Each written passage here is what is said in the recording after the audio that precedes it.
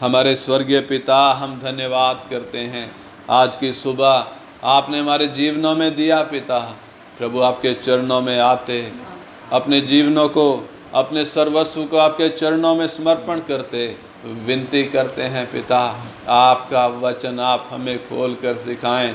आपका वचन हमें प्रभु हमारे हृदयों पर लिख दें। पवित्र आत्मा हमें सिखाएं ताकि प्रभु हमारा जीवन इस वचन के अनुसार हो जाए। पिता आप सहायता करें। हम अपने जीवन आपके हाथ में सौंपते हैं पिता, यीशु मसीह के नाम में मांगते हैं, आमीन आमीन। हम जो विषय सीख रहे हैं, विषय नंबर 32, किस प्रकार परमेश्वर का अनुग्रह दूसरी वाचा में प्रकट हुआ है। पहली वाचा हमने देखा अदन की वाटिका में आदम के साथ बांधी गई थी, और दूसरी वाचा किसके साथ बांधी गई थी? प्रभु यीशु मसीह जो मनुष्य है, मनुष्य प्रभु यीशु मसीह के साथ दूसरी वाचा बांधी गई थी। हर एक वो व्यक्ति जो यीशु मसीह पर विश्वास करता है उस वाचा का भागी है। और ये वाचा, दूसरी वाचा उत्पत्ति 3:15 से शुरू होती है, संपूर्ण बाइबल के लास्ट अध्याय, लास्ट आयत तक ये पहुंचती है। और हम देखते हैं क्रूस से पहले ये वाचा और क्रूस के बाद ये वाचा, दो हिस्से हैं इस वाचा के। और हम देखते हैं परमेश्वर ने इस वाचा के द्वारा, इस दूसरी यानी अनुग्रह की वाचा के द्वारा किस प्रकार अपने अनुग्रह को प्रकट किया। उसमें सबसे पहले हमने देखा था कल, हमें मध्यस्थ मिल गया, यानी हमें वकील मिल गया। हमारी हालत खराब थी, रंगे हाथों पकड़े गए थे, सच्चे न्यायी ने खुद हमें पकड़ा था, हम पर दंड आना था, हमें बचने के लिए कोई रास्ता नहीं था, बल्कि न्यायी परमेश्वर का न्याय हमारे लिए क्या मांग कर रहा था? वो दंड की मांग कर रहा था। ऐसे में परमेश्वर ने हमें नाश नहीं किया, परमेश्वर ने हमें नाश करके दूसरा मनुष्य नहीं बनाया, बल्कि परमेश्वर का अनुग्रह इस दूसरी वाचा में प्रकट हुआ। वो क्या अनुग्रह है? परमेश्वर ने हमें मध्यस्थ दे दिया, एक सरकारी वकील हमें मिला जिसने हमारा केस लड़ा परमेश्वर के सामने, परमेश्वर के न्याय सिंहासन के सामने। वो मध्यस्थ यानी वकील ने हमारा पक्ष रखा, हमारे लिए कीमत देकर, दाम चुकाकर हमें परमेश्वर के सामने निर्दोष साबित किया। और परमेश्वर की दृष्टि में उस मध्यस्थ के कारण हम क्या ठहराए गए? धर्मी ठहराए गए, निर्दोष ठहराए गए। आज हम उसमें दूसरी बात देखते हैं। पहला हमने देखा मुफ्त में हमें वकील मिल गया, मुफ्त में मिल गया, हमें कुछ भी करने की ज़रूरत नहीं पड़ी। ये वकील हम देखते हैं मनुष्य की समानता में, पाप में शरीर की समानता में होकर इस धरती पर आया, परमेश्वर खुद आया। और हम देखते हैं उसने शैतान के सिर को कुचल कर उसको निकम्मा कर दिया। और हमने देखा मौत के जबड़े को फाड़ कर उसने मौत का अधिकार भी तोड़ दिया। इसलिए अब जो मसीह यीशु में हैं उन पर दंड की आज्ञा नहीं, वो मौत से नहीं डरते। दुनिया कोरोना वायरस से डरती है, लेकिन यीशु पर विश्वास करने वाला एक व्यक्ति वो मौत से डरता नहीं है, वो बीमारी से डरता नहीं है, वो दिलेरी के साथ पुकारता, हे मौत तेरी जय कहाँ रही, तेरा डंक कहाँ रहा। और दूसरा अनुग्रह कैसे प्रकट हुआ, उसकी दूसरी बात हम देखते हैं, विश्वास करने वाले को अनंत जीवन मिल गया। विश्वास करने वाले को क्या मिल गया? अनंत जीवन। पहले हमने देखा क्या मिल गया? वकील मिल गया, सरकारी वकील मुफ्त में मिल गया, हमें कुछ देना नहीं पड़ा। दूसरा, विश्वास करने वाले को अनंत जीवन मिल गया। हम देखते हैं यूहन्ना 3 अध्याय उसका 16 वचन हम पढ़ें। यूहन्ना 3 अध्याय उसका 16 वचन, परमेश्वर का वचन हमसे क्या कहता है? क्योंकि परमेश्वर ने जगत से ऐसा प्रेम रखा कि उसने अपना इकलौता पुत्र दे दिया, ताकि जो कोई उस पर विश्वास करे वह नष्ट ना हो, परंतु अनंत जीवन पाए। हाँ, इधर परमेश्वर का वचन क्या कहता है? क्योंकि परमेश्वर ने जगत से ऐसा प्रेम रखा कि उसने अपना इकलौता पुत्र दे दिया, ताकि जो कोई उस पर विश्वास करे वो नाश ना हो, परंतु वो अनंत जीवन पाए। हम देखते हैं पहली वाचा जब प्रथम आदम के साथ बांधी गई थी, और उस वाचा के नियम के अनुसार जब वो वाचा टूटी और नियम के अनुसार आदम उसी दिन मर गया। शरीर में नहीं मरा, आत्मा में उसी दिन मर गया। परमेश्वर से उसी दिन वो अलग हो गया। मरने का मतलब क्या होता है? मृत्यु का मतलब क्या होता है? परमेश्वर से जुदाई। मृत्यु का मतलब क्या है? मृत्यु की परिभाषा शरीर में से प्राण निकलना मृत्यु नहीं है। मृत्यु है परमेश्वर से अलग होना, वह है मृत्यु। परमेश्वर से अलग होना। जब हम पैदा हुए, पाप में जब हम पैदा हो रहे हैं, मरे हुए पैदा हो रहे हैं, शरीर में जिंदा हैं लेकिन आत्मा में कैसे हैं? परमेश्वर से जुदा हैं, परमेश्वर से अलग हैं। इसलिए एक व्यक्ति आत्मा में मरी हुई हालत में पैदा हो रहा है। हम देखते हैं आदम जिस घड़ी आज्ञा का उल्लंघन किया, वाचा को जब जिस घड़ी तोड़ा, वो तोड़ने का विचार जिस घड़ी आया है, उसी घड़ी पाप अंदर आ गया। और पाप अकेला नहीं आया, मौत को लेकर आया। हम देखते हैं आत्मा में उसी समय मर गया, शरीर में उसी समय उसकी उल्टी गिनती शुरू हो गई। उल्टी गिनती शुरू हो गई। अब तक उल्टी गिनती नहीं थी। अब अगर ये पाप ना करता, इसने तो कभी मरना ही कभी नहीं मरना था। इसका शरीर कभी टूटना नहीं था, शरीर कमजोर नहीं होना था, शरीर में कोई उम्र नहीं होनी थी। अनंत, ये तो क्या था? ये तो अमर था। लेकिन हम देखते हैं मौत ने इसकी अमरता को तोड़ दिया। आत्मा में तुरंत मर गया, शरीर में धीरे धीरे धीरे धीरे कमज़ोर होने लगा। और हम देखते हैं 930 साल आदम की उम्र, 930 साल की सीमा हो गई, एक सीमा हो गई। उस सीमा के बाद वो मिट्टी में चला गया।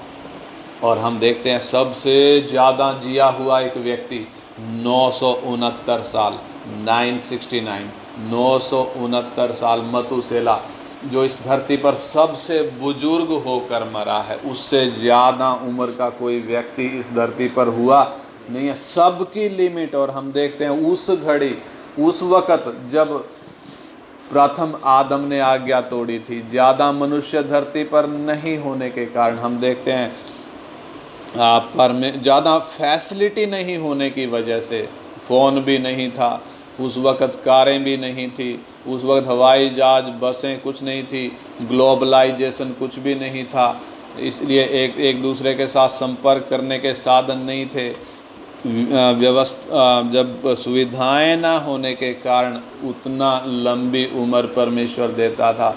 जैसे जैसे सुविधाएं बढ़ती गई, उम्र कम होते होते होते होते आज हम देखें तो सुविधाओं का युग है।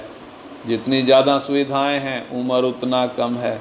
आज के समय में देखें तो उम्र कितना कम हो चुकी है। कहाँ 930, 969 साल, और अभी कहाँ देखें तो 50-60 साल, 50-60 साल, इससे ज़्यादा नहीं। और हम देखते हैं पहली वाचा जब टूटी, कौन आ गया? मौत आ गई। आत्मिक मौत भी आ गई और शारीरिक मृत्यु भी आ गई। अब परमेश्वर ने जगत से ऐसा प्रेम रखा कि उसने अपना इकलौता पुत्र दे दिया, ताकि जो कोई उस पर विश्वास करे वो नाश ना हो परंतु अनंत जीवन पाए। यानी अनंत जीवन कहाँ है? ये मध्यस्थ में है। यानी उस वकील में है, यानी उस यीशु मसीह में अनंत जीवन है। जो यीशु मसीह परमेश्वर खुद इस धरती पर आया है, उसमें अनंत जीवन है। दुनिया में सबसे मुश्किल काम कौन सा है? हम देखें तो सबसे मुश्किल काम यीशु मसीह पर विश्वास करना है। लोग किसी पर भी विश्वास कर लेंगे, लेकिन किस पर नहीं करेंगे। झूठ पर आसानी से विश्वास कर लेंगे, लेकिन सच्चाई पर विश्वास नहीं करते हैं। यीशु पर विश्वास करना इस जगत में सबसे मुश्किल एक काम है। 1 यूहन्ना 5 का 11 वचन हम पढ़ें। 1 यूहन्ना 5 अध्याय उसका 11 वचन। हालेलुया। और वह गवाही यह है कि परमेश्वर ने हमें अनंत जीवन दिया है। हाँ, पर गवाही क्या है? प्रमाण क्या है? गवाही का मतलब प्रमाण, सबूत क्या है? परमेश्वर ने हमें अनंत जीवन दिया है और यह जीवन उसके पुत्र में है, यानी मसीह यीशु में है। यह जीवन किधर है? मध्यस्थ में, यीशु मसीह में यह जीवन है। मुझ अपराधी को जब परमेश्वर ने रंगे हाथों पकड़ा था, तो भी उस मध्यस्थ के कारण, यीशु मसीह पर विश्वास करने के द्वारा उसने मुझे अपने भयानक क्रोध से बचा लिया। अपने भयानक दंड से मुझे क्या कर लिया? उसने बचा लिया और मुझे क्या दे दिया? अनंत जीवन दे दिया। और हम देखते हैं अनंत जीवन यीशु मसीह के द्वारा है। अनंत जीवन प्राप्त करने के लिए शर्त क्या है? यीशु मसीह पर क्या करना पड़ेगा? विश्वास करना पड़ेगा। यीशु मसीह पर विश्वास करेंगे तो ही अनंत जीवन। उधर लिखा है, जो उस पर विश्वास करे वो नाश ना हो बल्कि अनंत जीवन पाए। लेकिन जो विश्वास नहीं करता है, आगे लिखा है 17-18 में, यूहन्ना 3 में, कि वो दोषी ठहर चुका है, उस पर दंड की आज्ञा हो चुकी है। हाँ, व्यवस्था जब परमेश्वर ने दी थी, हम देखते हैं व्यवस्था किसी को छूटने की आशा नहीं दे रही थी, किसी को बचने की आशा नहीं दे रही थी, बल्कि व्यवस्था तो सीधे क्या ठहरा रही थी? दोषी ठहरा रही थी। लेकिन यीशु मसीह ने लोगों को दोषी नहीं ठहराया। यीशु मसीह ने अनंत जीवन का भागी हम मनुष्यों को क्या कर दिया? बना दिया। और रोमी 8:1 में लिखा है, अब जो मसीह यीशु में हैं उन पर दंड की आज्ञा नहीं। क्योंकि दंड की आज्ञा क्यों नहीं है? वो मसीह यीशु में है। वो शरीर के अनुसार नहीं चलते, आत्मा के अनुसार चलते हैं। व्यवस्था के नियमों को मानने के पीछे लोगों के मन में क्या था? एक भय था। क्या भय था? क्यों मान रहे थे नियम? वो मान रहे थे, वो सोचते थे अगर नहीं मानेंगे तो परमेश्वर का क्रोध पड़ेगा। वो डर था। क्या था? वो डर के साथ व्यवस्था के नियमों को मानते थे। लेकिन यीशु मसीह से एक व्यक्ति यीशु मसीह पर जब विश्वास करता है, उसके प्यार को जब समझता है, उससे प्यार करने के कारण अंदर जब पवित्र आत्मा आया है, प्रभु से प्यार करने के कारण नियम अपने आप ही एक व्यक्ति मानने के लिए क्या हो जाता है? तैयार। पवित्र आत्मा के कारण जो अंदर आया है। व्यवस्था में जो नियम मानते थे, कैसे मानते थे? डरते थे परमेश्वर दंड देगा करके। नहीं मानेंगे तो, नहीं बलिदान चढ़ाएंगे तो परमेश्वर दंड देगा। वो डर के साथ था। आज हम वचन का पालन डर के साथ नहीं करते, उस प्यार के कारण। पवित्र आत्मा ने जो हमारे अंदर डाला है, पवित्र आत्मा जो हमारे अंदर आया, उस प्यार के कारण हम क्या करते हैं? नियमों को मानते हैं। हालेलुया। उसका तीसरी बात हम देखें, स्वीकार करने वाले को पुत्र बनने का अधिकार दे दिया। अनुग्रह कैसे प्रकट हुआ? पहला मध्यस्थ मिल गया, दूसरा अनंत जीवन मिल गया, तीसरा पुत्र बनने का अधिकार हमें मिल गया। यूहन्ना 1:12 हम पढ़ें। यूहन्ना रचित सुसमाचार 1 अध्याय उसका 12 वचन। परंतु जितनों ने उसे ग्रहण किया हाँ। उसने उन्हें परमेश्वर की संतान होने का अधिकार दिया, हाँ। अर्थात उन्हें जो उसके नाम पर विश्वास रखते हैं। हाँ, जितनों ने उसे ग्रहण किया। हम देखते हैं इसका और ऊपर से पढ़ने से मालूम पड़ता है यीशु मसीह को सब ने स्वीकार किया, जगत ने स्वीकार नहीं किया। ये अपने घर में आया, अपने घर वालों ने इसको स्वीकार नहीं किया, लेकिन आगे लिखा है जितनों ने उसे स्वीकार किया उनको उसने परमेश्वर की संतान, उधर संतान लिखा है लेकिन असल में परमेश्वर के पुत्र होने का अधिकार दिया। परमेश्वर के पुत्र होने का अधिकार दिया, अर्थात उन्हें जो उसके नाम पर विश्वास करते हैं। आप सोच कर देखो, पुत्र बनना है तो क्या करना पड़ेगा? पुत्रत्व अगर हमें चाहिए तो, अगर हमें ये पुत्रत्व का अधिकार चाहिए तो हमें कौन सी मुद्रा चाहिए, कौन सी करेंसी चाहिए? ये पुत्रत्व का अधिकार पाने के लिए हमें कौन सी करेंसी चाहिए? तो यीशु मसीह पर विश्वास, उस मध्यस्थ पर विश्वास। वो करेंसी एक व्यक्ति के पास होनी चाहिए, तभी वो क्या होता है, वो परमेश्वर का पुत्र बनता है। अनुग्रह की वाचा का हिस्सा बनना है तो यीशु मसीह को एक व्यक्ति को स्वीकार करना पड़ेगा। और हम देखते हैं रोमी 8:16 हम पढ़े, रोमी 8:16। परमेश्वर का अनुग्रह, हालेलुया, परमेश्वर का अनुग्रह। इंसान जो परमेश्वर का दुश्मन था, परमेश्वर ने उस दुश्मन को अपना पुत्र बना लिया। यह है परमेश्वर के अनुग्रह का प्रगटीकरण। रोमी 8 अध्याय उसका 16 और 17 वचन। आत्मा आप ही हमारी आत्मा के साथ गवाही देता है कि हम परमेश्वर की संतान हैं। आगे, और यदि संतान हैं तो वारिस भी, वर्ण परमेश्वर के वारिस और मसीह के संगी वारिस हैं। हाँ, कि जब हम उसके साथ दुख उठाएं, हाँ, तो उसके साथ महिमा भी पाएं। हाँ। एक समय हम क्या थे? शैतान के पाले में थे। हम कल सीख रहे थे ना, किधर थे जब वाचा को तोड़ा? आदम जो परमेश्वर के साथ चलता था, किधर चला गया? शैतान के पाले में चला गया। परमेश्वर का हाथ पकड़ने वाला व्यक्ति अब किसका हाथ पकड़े खड़ा? शैतान का हाथ पकड़े खड़ा। दोनों में दोस्ती हो गई, दोनों में दोस्ती हो गई। लेकिन हम देखते हैं परमेश्वर का अनुग्रह प्रकट कैसे हुआ? ये जो दोनों दोस्त थे, कौन कौन? शैतान और इंसान। परमेश्वर ने दोनों में दुश्मनी डाल दी। ये दुश्मनी डालने का मतलब, अगर दुश्मनी ना डाले तो ये शैतान का हाथ छोड़ेगा ही नहीं, छोड़ेगा। परमेश्वर के पास यदि इसको आना है तो क्या करना पड़ेगा? इसको शैतान के साथ नफरत करनी पड़ेगी। आज हम देखते हैं हम शैतान से डरते नहीं हैं। क्या करते हैं?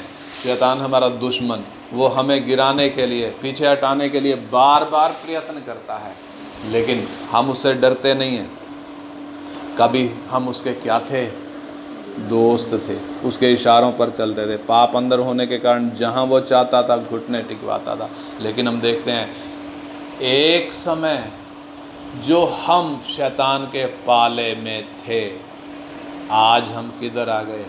परमेश्वर की संतान। उधर लिखा है आत्मा आप ही हमारी आत्मा के साथ गवाही देता है कि हम परमेश्वर की संतान हैं, और यदि संतान हैं तो वारिस भी हैं, वरन परमेश्वर के वारिस और मसीह के संगी वारिस हैं, जबकि हम उसके साथ दुख उठाएं कि उसके साथ महिमा भी पाएं। शैतान के इशारों पर चलने वाला व्यक्ति किसकी औलाद था? शैतान की औलाद था। यूहन्ना 8:44 में हमने कल पढ़ा था, इंसान किसकी औलाद बन गया? शैतान के इशारों पर चलने के कारण शैतान की। प्रभु कहता है तुम अपने पिता शैतान से हो और हमारा सौभाग्य है। परमेश्वर का अनुग्रह कैसे प्रकट हुआ? हम जो शैतान की संतान थे, परमेश्वर ने हमें यीशु मसीह के द्वारा वो अनुग्रह प्रकट करके हमें क्या कर लिया? अपनी संतान बना लिया। हम परमेश्वर की संतान बन गए। परमेश्वर के तो हम दुश्मन थे, लेकिन परमेश्वर का अनुग्रह हम क्या बन गए? अब परमेश्वर की संतान। यीशु मसीह पर विश्वास करने के द्वारा हम परमेश्वर की संतान बन गए। यही कारण है शैतान हमारे विरोध में आता है। वो अलग अलग युक्तियां लेकर आता है, तीर मारता है, एक ही लक्ष्य है, ये वापस मेरे कब्जे में आ जाए।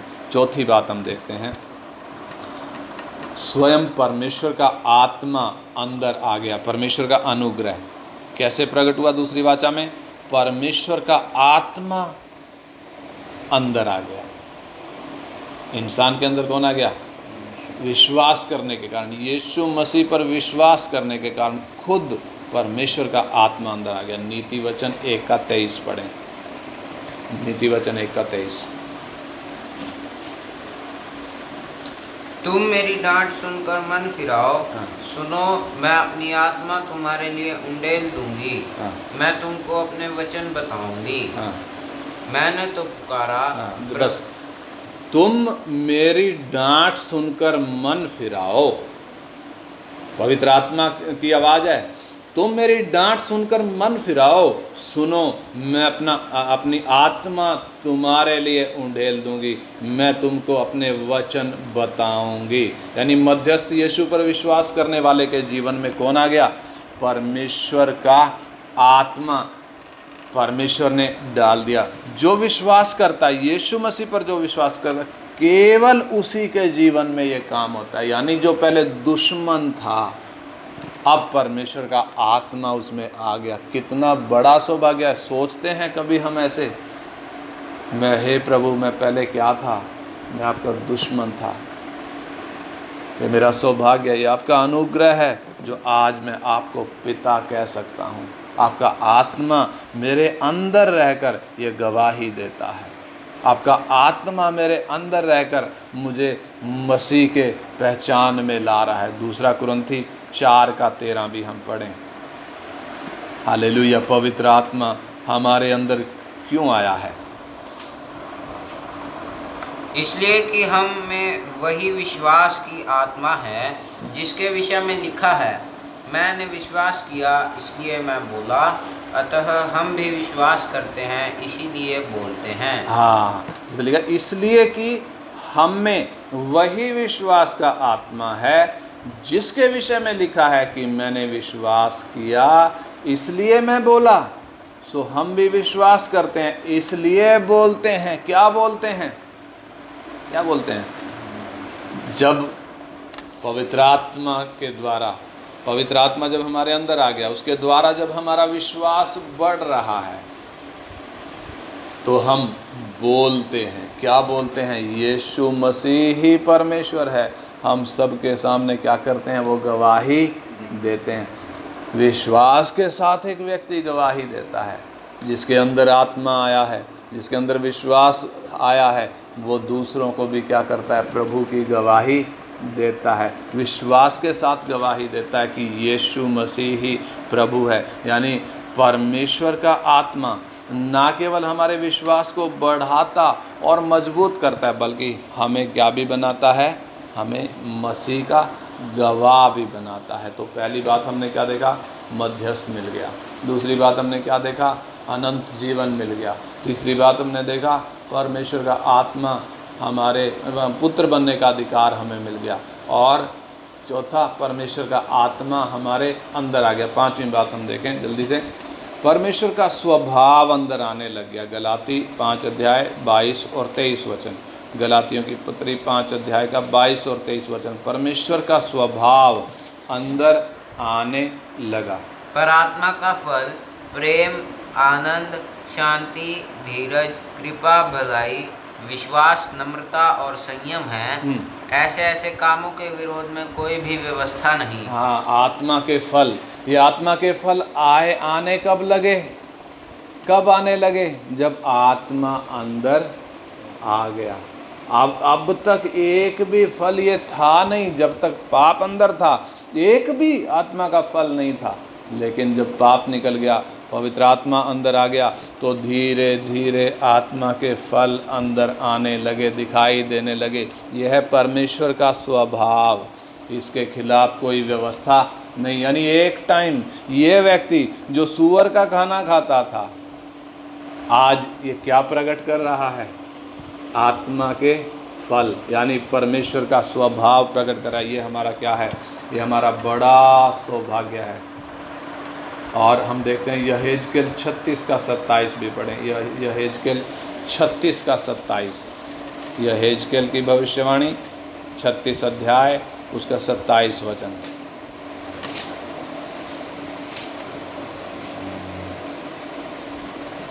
मैं अपना आत्मा तुम्हारे भीतर देकर ऐसा करूँगा कि तुम मेरी विधियों पर चलोगे और मेरे नियमों को मानकर उनके अनुसार करोगे। हाँ, इधर देखो, ध्यान से दें क्या लिखा है।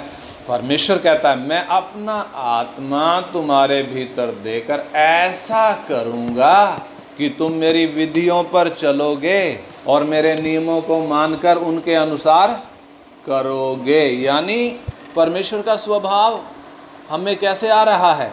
हम आज्ञाकारी होते जा रहे हैं। अब तक आज्ञाकारी नहीं थे, अनाज्ञाकारी थे, वचन मानने वाले नहीं थे, परमेश्वर की आज्ञाओं का पालन करने वाले नहीं थे।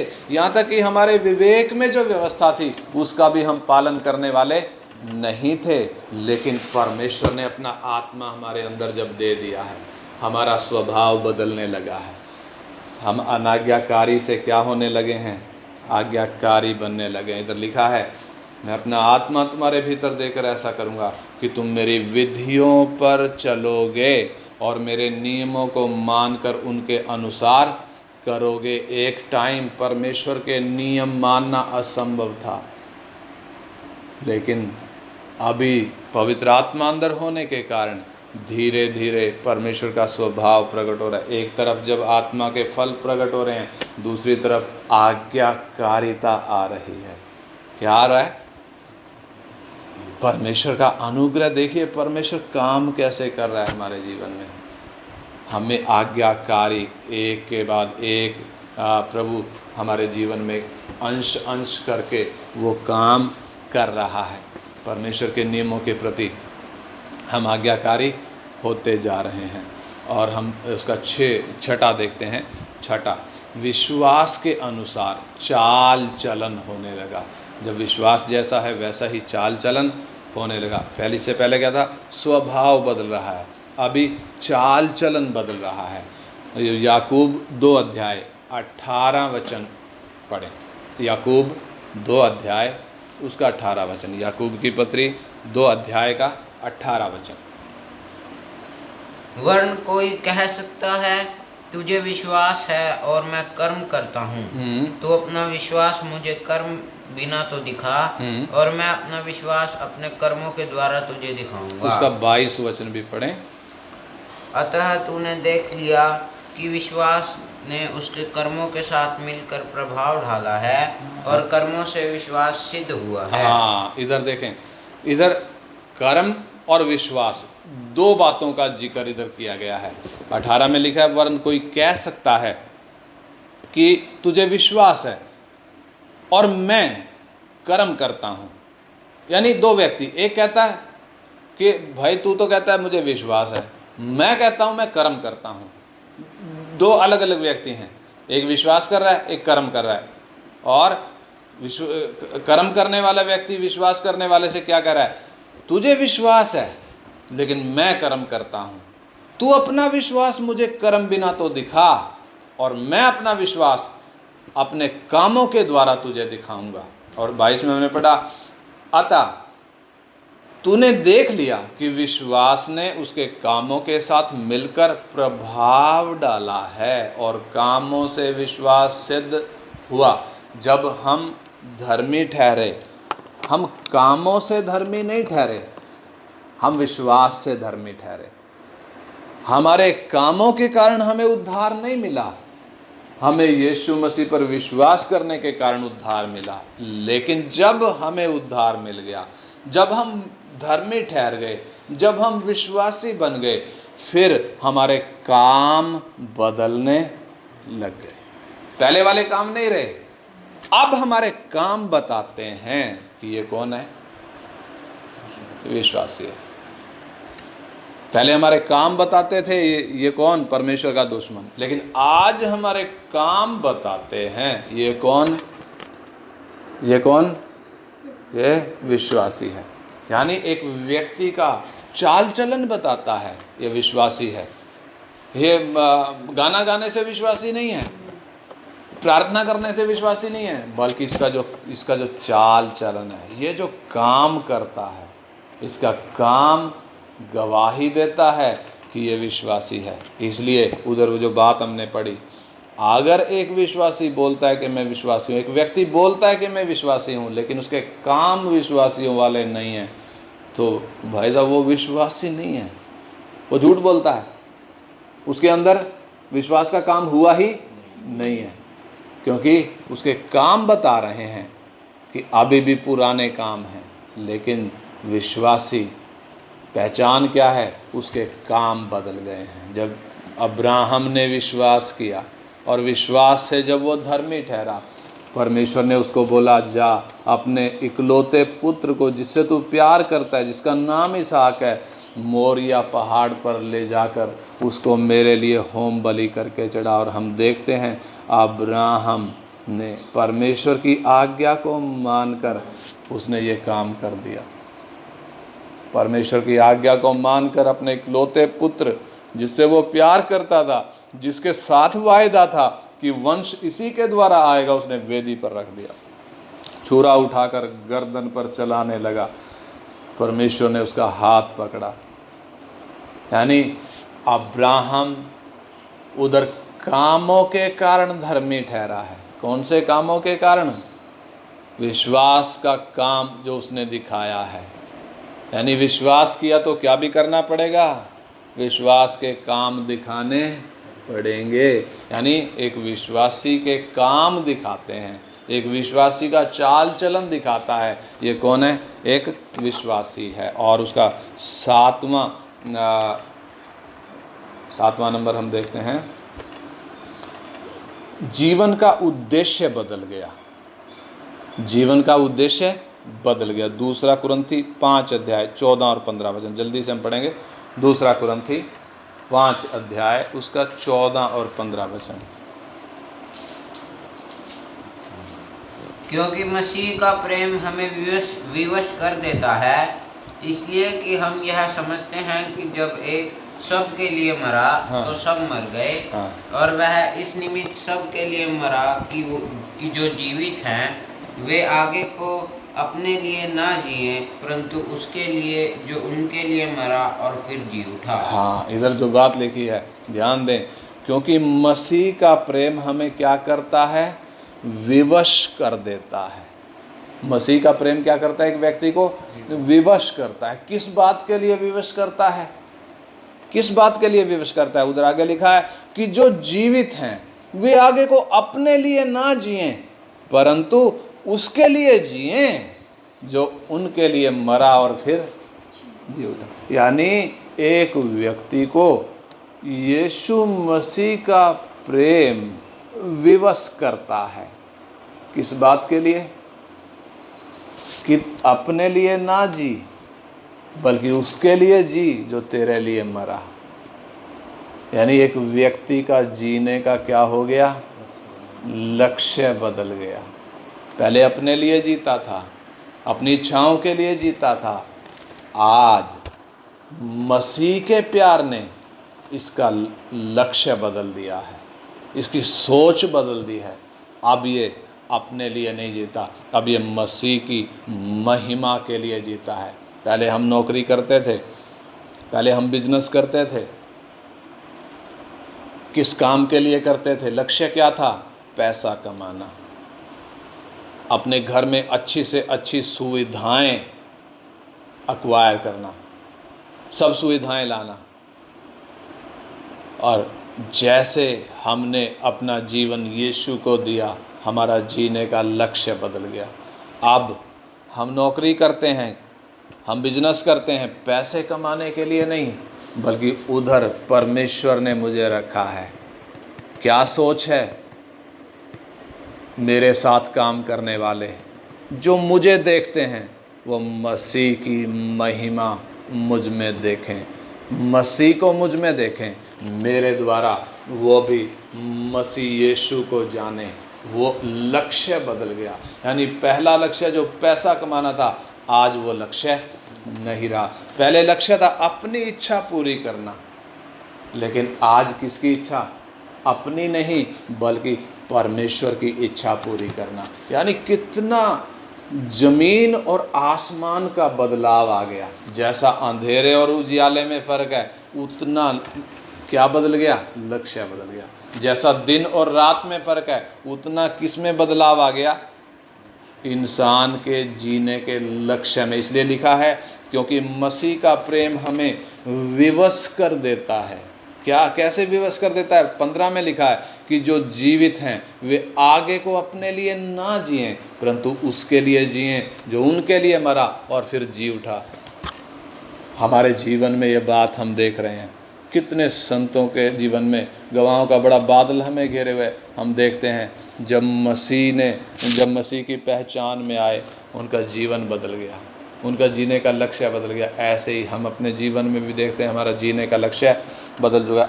आखिरी बात हम देखकर प्रार्थना करेंगे। 8वीं बात, अनुग्रह कैसे प्रकट हुआ? परमेश्वर से मेल हो गया। परमेश्वर से मेल हो गया। इफिसी 2:18, इफिसियों की पत्री 2:18, इफिसियों की पत्री 2 अध्याय उसका 18 वचन पढ़े। क्योंकि उसी के द्वारा हम दोनों की एक आत्मा में पिता के पास पहुंच होती है। हाँ, पिता के पास क्या होती है? पहुंच होती है। यानी हम जो एक समय परमेश्वर के दुश्मन थे, वाचा तोड़ने के कारण, हम जो एक समय क्या थे? परमेश्वर के बैरी थे। परमेश्वर ने हमें निकाल दिया था, हम निकाले हुए थे। पहला आदम जब वाचा तोड़ी, अदन की वाटिका से निकाल दिया, अब किधर नहीं आ सकता? अदन की वाटिका में करूबों को नियुक्त कर दिया गया है। ज्वाला में तलवार लिए हुए उधर करूब खड़े हैं। ज्वाला में तलवार चारों दिशाओं में घूमती है कि कहीं से भी कोई घुस नहीं सकता। अब ये जीवन के पेड़ का फल खा नहीं सकता, यानी परमेश्वर की उपस्थिति में अब ये आ नहीं सकता। ये निकाला हुआ व्यक्ति, ये परमेश्वर का दुश्मन, परमेश्वर से मेल कर नहीं सकता था। लेकिन हम देखते हैं यीशु मसीह के क्रूस की मृत्यु के द्वारा एक व्यक्ति का परमेश्वर के साथ क्या हो गया? मेल हो गया। मिलाप के तंबू में हम देखते हैं 3 हिस्से थे, आंगन, पवित्र स्थान और परम पवित्र स्थान। परम पवित्र स्थान एक वो जगह जिसमें कोई प्रवेश कर नहीं सकता था। पूरे मिलाप के तंबू में हर कोई प्रवेश नहीं कर सकता था। पूरे मिलाप के तंबू में, आंगन में भी हर कोई नहीं जा सकता था। हम देखते हैं सिर्फ लेवीय वंश के लोग ही, जो याजक ठहराए गए हैं, उधर जाकर सेवा कर सकते थे। पवित्र स्थान में भी चुने हुए याजक ही जा सकते थे, लेकिन परम पवित्र स्थान में साल में एक बार महायाजक प्रवेश करता था। वो भी क्या लेकर? एक हाथ में खून और दूसरे हाथ में धूप लेकर उधर प्रवेश करता था। और जब हम देखते हैं उधर प्रवेश करने से पहले वो धूप आगे करता था, ताकि वो धूप का धुआं उस पूरे परिसर में भर जाए। और मिलाप के उसका जो वाचा का संदूक उधर है, करूबों के ऊपर जो परमेश्वर की उपस्थिति है, वो उसको देख ना पाए। यानी बादलों की आड़ में, बादल कौन से? वो धुएं के बादल की आड़ में वो क्या करता था? छिपकर खड़ा होता था। कारण परमेश्वर की उपस्थिति में एक व्यक्ति आ नहीं सकता। और जब हम देखते हैं यीशु मसीह ने सब कुछ पूरा हुआ करके जब प्राण त्याग दिया, मंदिर का पर्दा ऊपर से नीचे फटकर 2 हिस्से हो गया। उसका मतलब क्या है? एक पापी व्यक्ति को सीधे कहाँ एंट्री मिल गई? परम पवित्र स्थान में। इब्रानियों की पत्री 10 अध्याय में लिखा है, यीशु मसीह ने अपनी देह के द्वारा नया और जीवता मार्ग हमारे लिए खोल दिया, जो अनुग्रह के सिंहासन के निकट पहुंचता है। आज हम परमेश्वर के अनुग्रह के सिंहासन के निकट कैसे बैठ पाए, कैसे आ पाए, कैसे उसको पिता कह पाए? क्योंकि हमारा मेल परमेश्वर से हो गया। कैसे हो गया? यीशु मसीह की क्रूस की मृत्यु के द्वारा हो गया। यीशु मसीह की क्रूस की मृत्यु के द्वारा परमेश्वर ने वो अनुग्रह प्रकट किया है। ये अनुग्रह कहाँ से दिखाई देना शुरू हो गया था? उत्पत्ति 3 अध्याय का 15 वचन से, जब उधर बात आई थी स्त्री का वंश आएगा, यानी परमेश्वर के अनुग्रह की झलक अदन की वाटिका में ही मिलना शुरू हो गई थी। यानी अब क्रोध नहीं पड़ेगा, स्त्री का वंश आएगा। चाहिए तो क्या होना था? मांग किसकी थी? परमेश्वर का क्रोध पड़ने की। लेकिन परमेश्वर ने दूसरी वाचा जो बांधी है, अपने अनुग्रह को प्रकट किया है। हमने देखा कैसे अनुग्रह प्रकट हुआ है। एक बार फिर हम इन 8 बातों को रिवाइज करते हैं। पहली बात, हमें मुफ्त में वकील मिल गया। दूसरी बात, हमें अनंत जीवन मिल गया विश्वास करने के कारण। और तीसरी बात, पुत्र होने का अधिकार। चौथी बात, पवित्र आत्मा खुद अंदर आ गया। और पांचवा, परमेश्वर का स्वभाव अंदर आने लगा। नंबर 6, चाल चलन में बदलाव आने लगा, काम बदलने लगे। और नंबर 7, जीवन जीने का लक्ष्य बदल गया, उद्देश्य बदल गया। और नंबर 8 हमने देखा परमेश्वर से मेल हो गया। आइए हम परमेश्वर का धन्यवाद करें जिसने अपना अनुग्रह हमारे ऊपर प्रकट किया है। हम पर तो दंड आना था, हम तो पापी थे, परमेश्वर के बैरी थे, क्रोध की संतान थे, लेकिन परमेश्वर का अनुग्रह हमारे जीवनों में प्रकट हुआ। क्या कभी हम सोचते हैं उसके उस अनुग्रह के बारे में? क्यों उसने क्रूस की श्रापित मृत्यु हमारे लिए ले ली? क्यों उसने स्वर्ग की महिमा छोड़कर इस धरती पर आकर क्रूस का भारी दुख उठा लिया? उसका अनुग्रह हमारे जीवनों में प्रकट हुआ। आइए हम प्रार्थना करें। हमारे अनुग्रहकारी पिता, हम धन्यवाद करते हैं आपके पवित्र वचन के लिए। प्रभु, आपने हमें सिखाया किस रीति से आपने दूसरी वाचा में अपने अनुग्रह को प्रकट किया है। धन्यवाद करते हैं पिता। अगर ये अनुग्रह प्रकट नहीं होता प्रभु, हमारे जीने के लिए कोई रास्ता नहीं होता। हमें अनंत काल के लिए मरना था, अनंत काल की मृत्यु हम पर प्रभुता करती थी। लेकिन आपका अनुग्रह जो दूसरी वाचा में प्रकट हुआ, उसके कारण प्रभु हम आपके चरणों में हैं, अनुग्रह के सिंहासन के नज़दीक आ सकें। पुत्र बनने का अधिकार हमें मिल गया, पवित्र आत्मा हमारे अंदर आ गया। धीरे धीरे हमारा चाल चलन, हमारे काम, हमारा जीवन जीने का लक्ष्य बदल रहा है, क्योंकि परमेश्वर से हमारा मेल हो गया। अनंत जीवन के भागी हमें बना दिया। बाप, हम धन्यवाद करते हैं। एक एक दिन प्रभु हमारा चाल चलन, हमारा जीवन बताए, हमारे काम बताएं, हमारा जीने का तरीका बताए कि हम परमेश्वर के पुत्र हैं, हम उद्धार पाए हुए हैं, हम विश्वासी हैं। बाप, हमारे जीवन में वो बदलाव आने के लिए, हमारी सोच में, हमारे व्यवहार में वो बदलाव आने के लिए, मसीह का वो स्वभाव प्रकट होने के लिए बाप आप हमारी सहायता करें। आपके हाथ में अपने जीवनों को सौंपते हैं पिता। प्रार्थना हमारे उद्धारकर्ता और प्रभु यीशु मसीह के पवित्र नाम में मांगते हैं, आमीन।